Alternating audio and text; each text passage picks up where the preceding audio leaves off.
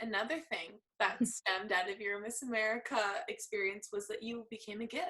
You literally became a GIF, and that's an honor that I feel like few people will ever experience in their lifetime.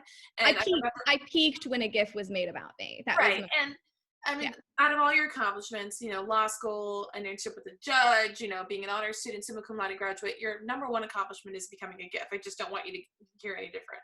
Sure. Sure. And I remember a guy tweeted out, because I was watching Twitter that night, Miss Florida is now my front runner for Miss America just because of the sass delivered in that hair flip. So I loved it. And I do want to get back to your talent. I want to get back to both of those prelims, swimsuit and talent, and hear how you prepared for those. But I do want to ask before I forget about the dress. This is like a two-parter because I want to know how you chose the dress and what that process was like. I remember you kind of posted like behind the scenes photos when you did your recap of your year as Miss Florida on Michaela's Instagram, which I loved, by the way. That was so great. But I want to know like what made you decide on that dress, because it legit was stunning. Like I remember my jaw dropped when I saw it. It was so so diamond encrusted, like just gorgeous. But I thought it was a brave choice, and let me tell you why. A lot of girls did plainer gowns or more off the wall. I mean, it was kind of up in the air evening gown, what it even was. It wasn't even evening gown. It was like whatever you want to wear type thing that makes you feel powerful. So the traditional pageant gown was not necessarily the norm anymore. And you still made the decision to wear something extremely glamorous and extremely new, which is more towards the traditional side of pageantry. What we're used to seeing from iconic winners of the past is a gorgeous evening gown. There's nothing wrong with a pantsuit. There's nothing wrong with a plainer design. Personally, I like the glamour. But were you on the fence about making that choice that was a little bit more 1.0 rather than 2.0? Not really. I had like, for me, I think an evening gown has to be like the picture of glamour. That's always how I saw it. When I wear an evening gown, I want to feel like a movie star. And to me, that can be 1.0 or 2.0. I can totally see how it could have been interpreted as the more like traditional, like they say, like they're not trying to be as pageanty anymore. And I'm literally rhinestoned from head to toe. So I can see like how that is like maybe not the exact call. But for me, when I put on the dress, I felt really powerful in it. And I like, to me, I interpreted their requirements as what made you feel the best, what made you feel powerful, like a strong woman. And to me, that's what it meant. So, for me, I put it on, and the high neck and the kind of halter top and those diamonds that went all the way up, to me, it felt like kind of like vintage movie star. And we knew we were going to have, at that point, we knew we were going to have a red carpet. So I'm thinking like, if I was going to be on a red carpet, I would want the lights to like reflect off of the little rhinestones and the crystals and everything. And so, and for me, I loved, and the modern part of it for me was that the back was completely out and it just had those little straps. So that was like kind of, pushing it a little bit, and I had my slit and all of that. And when I put it on, I was just like, wow, this dress just like has it all.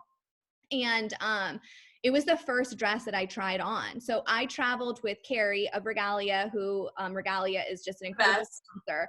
Yes, exactly. And so they always had sponsored Miss Florida's Miss America gown. So we actually traveled to Sherry Hill's little haven in the world of Austin, Texas. So I went to her like warehouse or her design station, whatever you call it, her headquarters.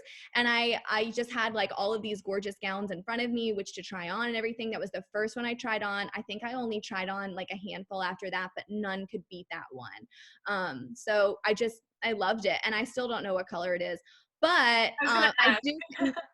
It could be gold, it could be silver. And it's funny because I had such long interviews before the finals and as I'm sure all of the girls did, with the like producers and the whole like background scenes of which voice clips they were going to use as we walked out, for each phase of the competition.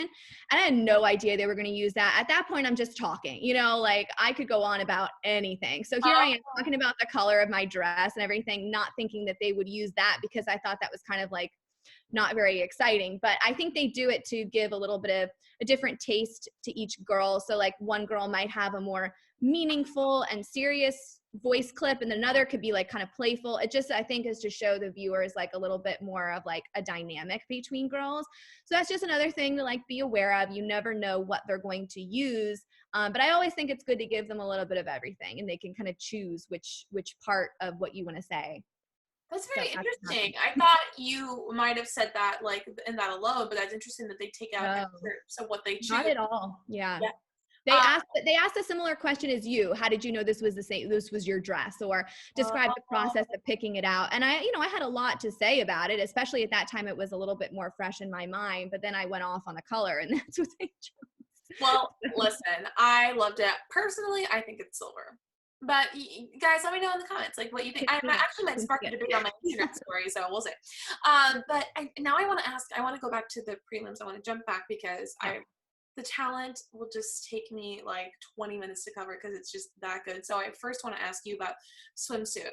You mentioned that you're a classical pianist. I'm also a classical musician. We don't really, like pumping the iron or dancing our hearts out is not the thing. And you mentioned, even though to me, I would never say this, that swimsuit is not naturally your strong suit, although it looks like it. It is. And I want to know how you prepared for that. Like, what are some exercises that you did? You've told me before, and correct me if I'm wrong, that you aren't like the biggest fan of the gym because you just don't like the environment, which I can completely relate. So how did you achieve your fitness goals? What exactly, what approach did you take, and how did you manage that discipline that is so hard for so many to keep up with? Yeah. First of all, I can't go to gyms because I get way too distracted.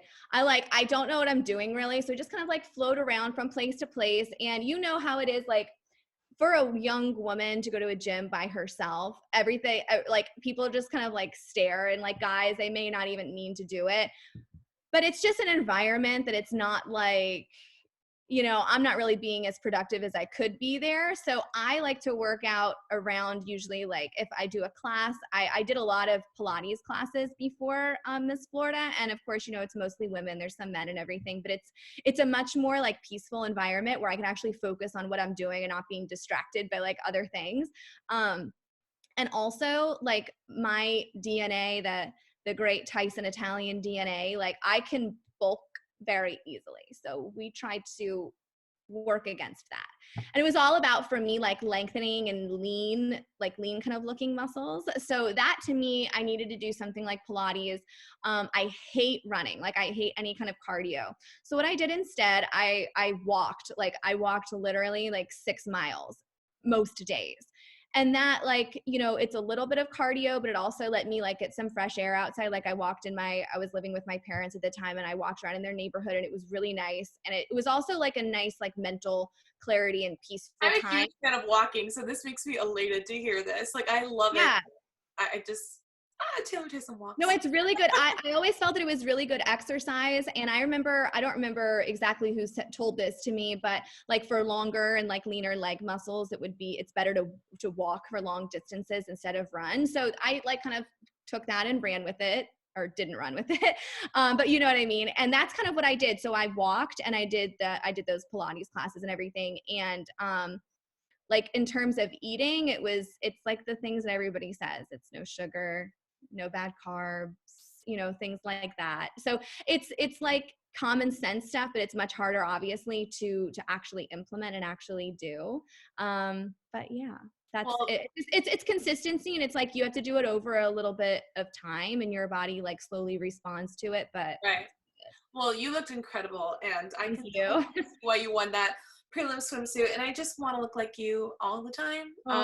So of course, when I saw that, I was like, she killed it. I was again, jaw dropping, obviously. And you're even more impressive preliminary, which how much more impressive can you get than that, was your performance of Mephisto Waltz. And upon my research in the songs by Franz Liszt, it's like just so complicated. I loved the piece, and I began listening to it recreationally before I knew I wanted to interview you. And there were so many comments on like different professional piano players like saying their interpretation was not good, or they played this section of the song wrong. And I was like, you guys are so mean. It all sounds so good. Like this is just a hard, like people criticize these classical pieces extremely harshly. I'm an opera performer and they're different, but if like a certain performer takes a very classic song and interprets it a little differently or just something slightly off, people will just annihilate you. So I would assume piano is the same because it's so technical, right? You take this extremely hard song, not to mention it's originally 11 minutes. And for those of you who know, Miss America has a 90-second talent limit, which is a minute 30 seconds. So you're taking out 9.5 minutes out of this piece. You have to condense it because, again, listening to the song, I realized you take sections from everywhere. This is not like one section of the song that you chose. You put them all together. So I want to know what that process was like. You chose a very complicated song. Like I said, it's clear to see it's just technically very difficult. So you decided that. I want to know why. I also want to know the process of piecing that song together and what practice that took. Yeah, so like you said, taking a classical work, and as you know, most classical pieces of music are just not 90 seconds. They just don't exist. They're usually, like, I can imagine your arias and things that you may take are part of a larger opera, and the songs themselves are just lengthy. And the thing that's difficult to do that is because everything has a story and everything has a sequence of events. And I'm sure that's even harder for singers because you have words along with what you're saying. So not only does it have to sound right, but it has to make sense. But for me, it was mostly about keeping, and trust me, there were parts of it that I think are gorgeous and very impressive that I just couldn't keep in. It was a matter of balancing, trying to keep the very flashy parts and the things that translate well, because the hard thing about performing classical music in a pageant is that a very, very small amount of the audience, if any, will understand or know classical music. So therefore, you cannot bore people for 90 seconds. You have to be just as entertaining and just as engaging as a jazz dancer, and that's really, really hard to do because some performers are just naturally engaging and their acts lend themselves to participating with the audience a little bit more. And especially for piano, I can't even make eye contact with the audience, so that's another disadvantage to me. I'm like at a 90-degree angle, to the piano. So that was something that was a challenge also. So for me, it needed to sound really dynamic. I needed to use the whole piano, and it needed to sound really virtuosic and really, really flashy. So I looked at a couple of different pieces for it. I was looking at, Liszt Hungarian Rhapsody. I love Rachmaninoff for pageants also, just because it's very, bombastic and kind of, it's very impressive, even sometimes when it's not. It's just loud and big and all of that good stuff. But I ended up choosing Mephisto Waltz because it's really, really fast paced. And I thought there was just so many different facets to this piece. And I really was painstaking this process of trying to copy and paste parts of this piece. And for me, any classical piano teacher that I had in the past, it's sacrilege to chop up a classical music piece. Oh, yeah. You just don't do it. So I did this all on my own. I knew that I wanted to anyway, because I have a very specific idea of how I want it to sound and everything. So I did it all on my own. And it was a big, long process. I'm ultimately happy with where it ended up. I think that all the transitions were as seamless as they could be. And I think that the audience could see all of the really the great parts of this piece, and it still sounded cohesive, that the story was still kind of told in a way that's easy to follow. But to your comment about the difficulty of the piece and the criticism that comes with it, yeah, that's how most things are, especially with classical piano, because a lot of it is, I want to say a lot of it's open to interpretation, but there's still some things that you just can't change to the extent that, the composer intended this to be that way or whatever, exactly how it is. So, and it's technically difficult as well. So it's impossible to just pick up the piece and be yeah, I want to play this. You have to have the proper training and the steps to lead up to you being able to play a piece like that. And why I chose it, ultimately, it was just one of those pieces that I grew up with, and that's a monster of a piece, and I want to play that one day. I want to tackle that one day. And you hear musicians, pianists, they may say oh, it's the Rachmaninoff concerto, and yeah, those kind of things, those big pieces that if you can play that, you're really good, those kind of things. And you always have those in your mind of the things that you want to play. And so Mephisto Waltz was one of those for me. So it was a point of for me a personal accomplishment to get to play that piece. And it meant a lot to me to play it at a pageant because it was very classical. Like, we're not even talking like any kind of progressive, like classical romanticism. Like, it is classical to the bone. And it was really special for me to get to play that and for it to succeed in pageants, because I didn't have to alter it in any way. You know, I didn't have to get up there and play some kind of like, and it's funny because the year before I did a classical rendition of Bohemian Rhapsody. Yes, I remember, with the gold dress from Sherry.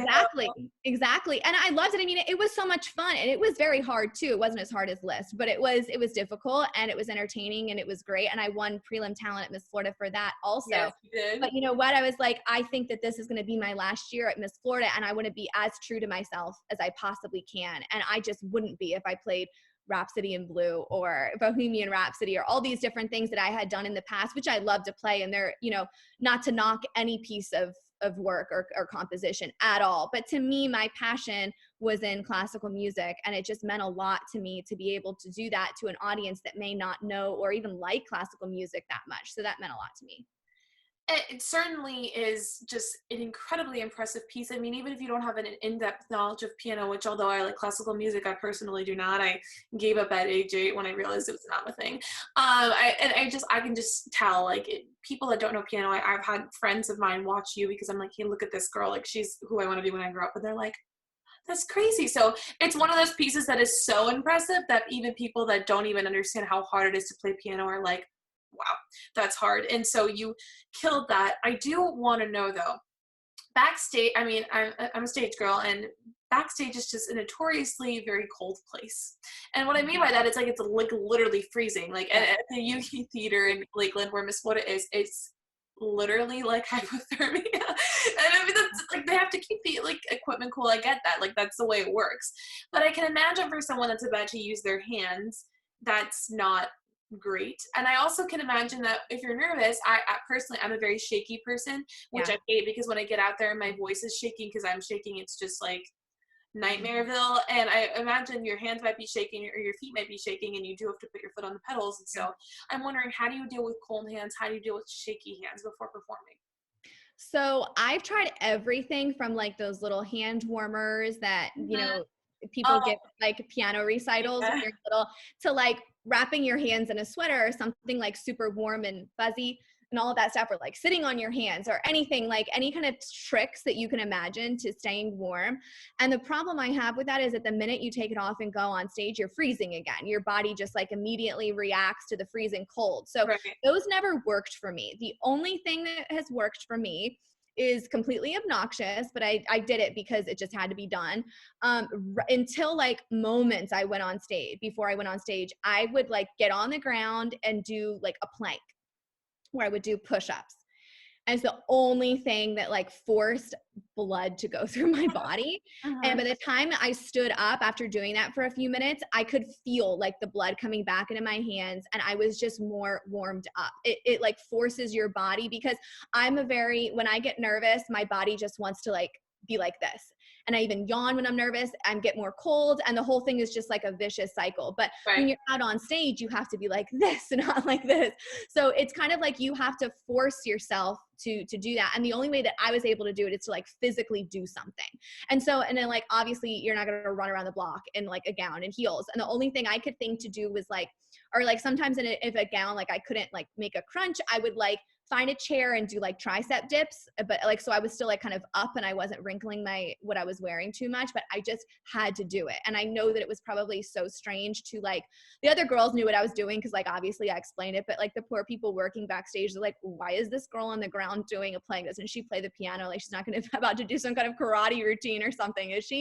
But I had to, like, and it's one of those things that you have to find those solutions, even if they're weird, because you know, for me, nothing else worked. But finally it did. And I did that at Miss America too. And finally I felt limber and kind of loose in my hands.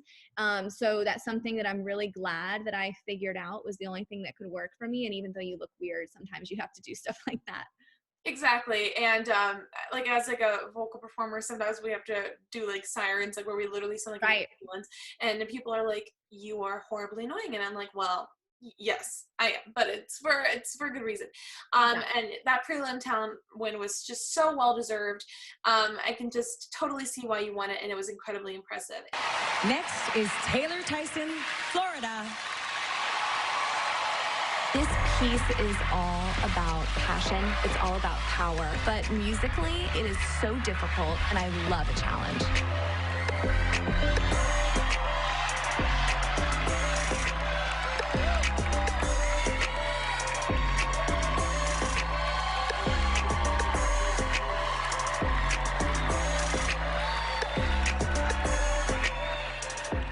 Playing the classical masterpiece, Mephisto Waltz by Franz Liszt, here is Taylor Tyson, Florida.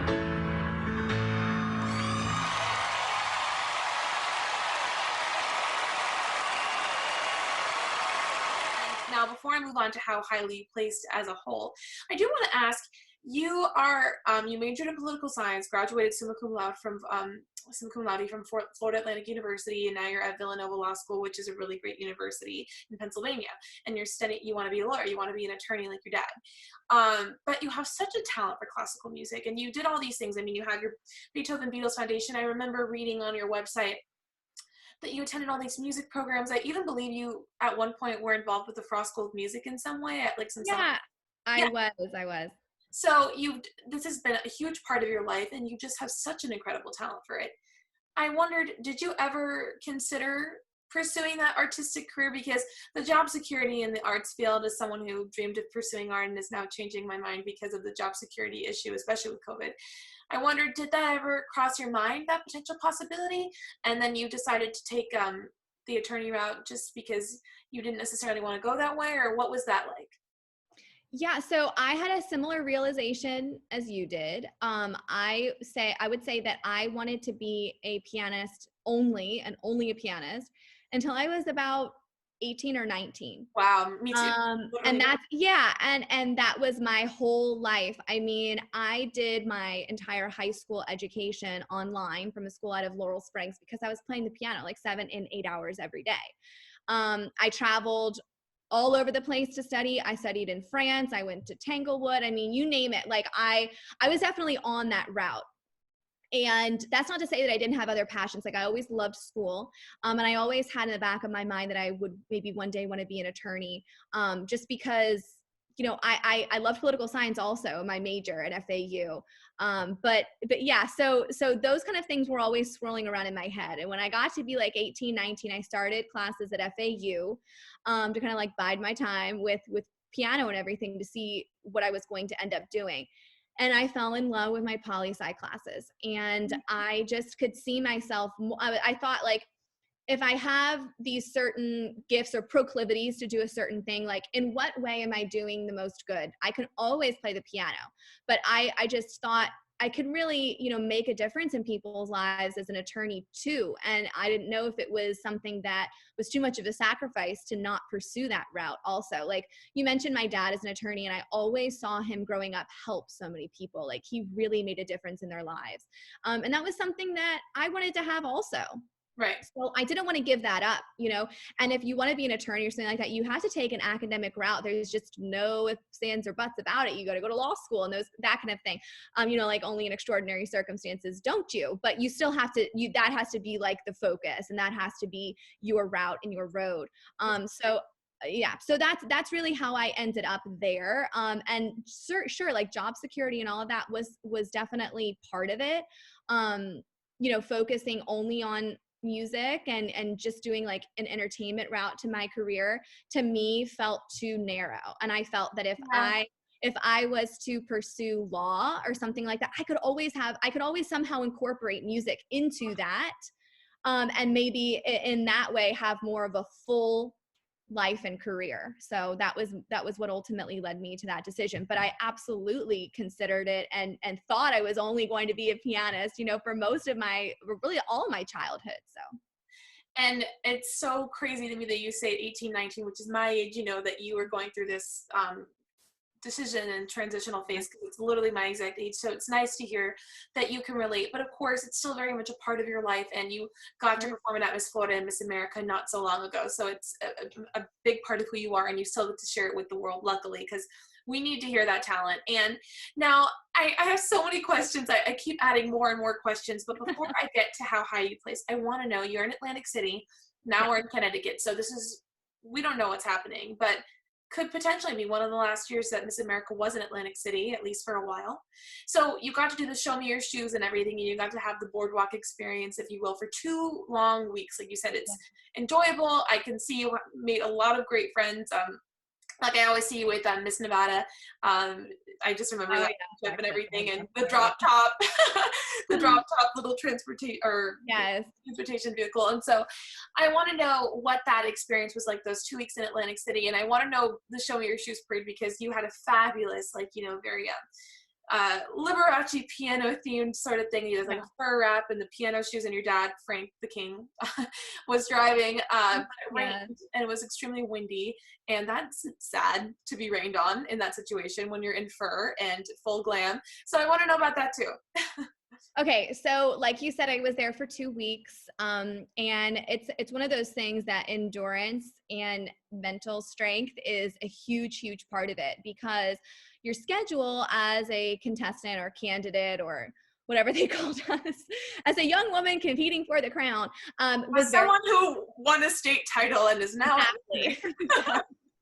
but yeah, your schedule is just very packed. So it's one of those things that, like, you almost wonder halfway through, it's like, do they do this to weed out who can't handle this kind of schedule and this kind of like rigorous, you're always like out with people, so you have to be up and present, and that takes a toll on anybody. So that's like part of it, I would say. But yeah, we got to do a lot of great events around Atlantic City, a lot of dinners, a lot of fun things. We had a ton of fun, like shooting those little music videos that they play on final night. So that was a lot of fun, like to be able to get out of rehearsals and all of that to do those things. But I will say that just going to rehearsals and like being in the rooms with all of the girls is so nice. Like it makes it a much more warm and fun and fuzzy experience, because you're doing it with people that you really love and like to spend time with and respect. So that's a huge part of it. It might sound like a cliche, but it's not. It's just the truth. They're like amazing girls, and you get to experience it alongside people who are going through the same thing as you. So that's really great. We had a spa day. That was probably my favorite day. I remember the robes that you guys wore. I was wondering what that was. Yes, the robes. I tried to leave in one, but I wasn't allowed to. But yeah. But it was, we had a really fun time the whole time we were there, and they did a great job of like making sure that we still had a lot of events. And that to me made it feel like the traditional Miss America still, because A, we were still on a boardwalk hall. We were still right in AC, and B, because the community around us, it was so used to Miss America being there every year. They looked forward to it. They loved it. Like, it was a big deal for the locals to come out to the boardwalk and like figure out where the contestants were going to be every day and like film it and like take pictures and stuff. Like it was fun because they were excited too. So it wasn't just like we were plopped down in the middle of nowhere. Like we were the only ones who thought it was cool, you know, like everybody around there, at least it felt like that, was really excited for us and was very supportive. So I love that part of it. And yeah, the Show Me Your Shoes parade, that was really, really interesting. So little known fact, I'm kind of like not, and this is a very unpopular opinion. So, and so please nobody be discouraged by this. This is a very marginalized view. I'm not the biggest fan of parades. They kind of freak me out. And I'll tell you why. So Taylor Tyson is listen, Julie. Okay, I'll explain what happens in a parade. You're much closer to people than you think, and the cars drive very, very slowly. So you have to make a choice if you're in a parade. Start talking to the people that you are passing by very, very slowly, or just smile and wave. Both are very awkward options, okay? Yeah, that's true. And then what happens is very often parades get backed up, right? Because whatever happens in front of you, they're like running behind, or like dancers dropped a baton, whatever. So they like slow the whole thing down, and then you're stopped. You may be at the same part of a street or sidewalk or whatever for like 1 to 2 minutes. That may not sound like a long time, but people are just like there with their friends and their family, and they're like, you know, eating their snacks, and everybody's just kind of like looking at you. And it's like, well, you make eye contact with them. Should you talk? Like, hey, are you having a good time? Like, what's your name? I'm Taylor. Like, it's just so weird. That brings back so many horrifying memories of the South Fair, which, like, when you're on the big cow float and, like, all the little kids are like, do you have any more beads? And you, who are being very unathletic, or me being very unathletic. I was the same way. And I threw, like, 7 beads at a time, so by the time, like, it was, like, literally a third of the parade way through, like, my beads were gone. Miss Palm Beach County, my sister Queen Ashley, was like, I'm not going to give you my beads because you need to figure it out. So I would just stand there, and it is awful. I mean, of course, I love anytime I can have attention and be like literally elevated and be waving, but yes. Yeah, for sure. Like, and there's not, it's fun. Yeah, like, don't get me wrong. Like, those are like such like once in a lifetime experience. Like, when will you get to do that again? So I'm not trying to take away from that, but it's always like, I feel that other girls get so excited for parades, and I just think they're so awkward, but that's just me. Like, I think it's weird too, because sometimes like, there's so many different acts or people that are participating in a parade. So you might be Miss Florida, but maybe nobody at the parade cares. So they're just kind of like, who are you? Or like, kids will be like, why are you wearing a crown? And it's just a funny element that you may not expect. Like, maybe people just wouldn't think of that come into being in a parade. And then like, you might get guys who like say things that it's just kind of like uncomfortable, and it's just kind of like, okay, can we move like forward? But it's like going slowly and you can't go anywhere. I would out of the parade float if it was like longer than 30 seconds. I'd be like, I'm gonna go walk to the front. Exactly. So that was, and then to add to that, like you said, it was at the Show Me Your Shoes parade. It was very windy and it was freezing. So I was dressed as Liberace. Sure, what else would I be, right? So I had these like awesome platform shoes that, had piano keys on them, and I was wearing a very, dramatic black and rhinestone encrusted gown and a little faux fur wrap, and I was holding a candelabra, and I had like tons of like flashy rings on. But you had the whole nine. You were like decked out in sparkles, furs, eyelashes. Like, it was just, rain could not be worse in that situation. Exactly. So let me paint you and your listeners a picture. So I'm driving. So it's going very, very slowly, right? It's windy. Everybody has, so it's not just me. Like, I wasn't the only one who had a bad like spray tan situation, but everyone had like a spray tan or fake tanner on. So now you're in the rain and things are streaking and things are going where they should not be going. And I had like my little faux fur wrap was cream or white. So now I had to take off the wrap because the spray tan was going on it, and I had like brown on the wrap. Take that down. Wind knocked the candelabra out of my hand, and 2 of my candles flew onto the ground. So I had to put the candles down. So then I'm doing most of the parade without the wrap and without the candelabra. And then what do you think happened? Everybody, who are you? What are you? What are you supposed to do? My face the entire time was a scowl. Like, I was like this. Like, that sounds like a horrible nightmare. And the funniest part, of course, like you mentioned, my dad was in because everybody could have a chaperone, whoever they chose to ride in the front seat, along with the very gracious driver who donated their very cool vintage car to this parade. So my dad is in the front seat having the time of his life, waving an American flag. He's smiling, and I'm just back there like getting totally, my whole outfit is getting ruined by this wind and rain. I don't know if I mentioned this to you last time, but I was very, very sick that day. I had come down with an awful cold. Like, thank goodness it was me and not a singer, because I could barely speak. And that day I had to go see like the doctor, like the pageant doctor that came and saw us. And I was on like 3 medications because it was before finals. And I was worried I was going to be able to do it because I just felt awful. And then I was in the wind and the rain and the cold and everything. So, and it was so funny because everybody got out after the parade. We're like getting into our dressing room and about to go back to the hotel. Everybody was like, that was the best thing ever. We finally got to do the Show Me Your Shoes parade. I've been thinking about that ever since I was a little girl. And I'm like wet and cold. And I'm like, finally I can change.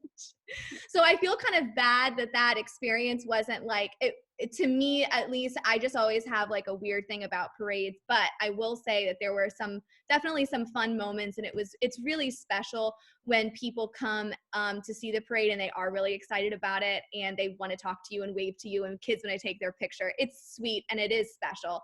But that was a recipe for disaster with the weather and everything that day. So you have a talent for painting pictures, and like people can visualize what you went through, because what you described, I could feel it happening.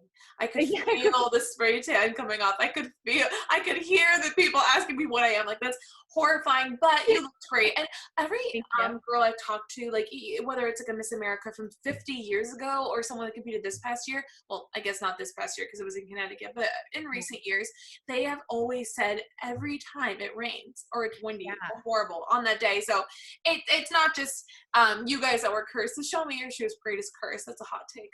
But I think you're really right. I think you're right. It is. Definitely.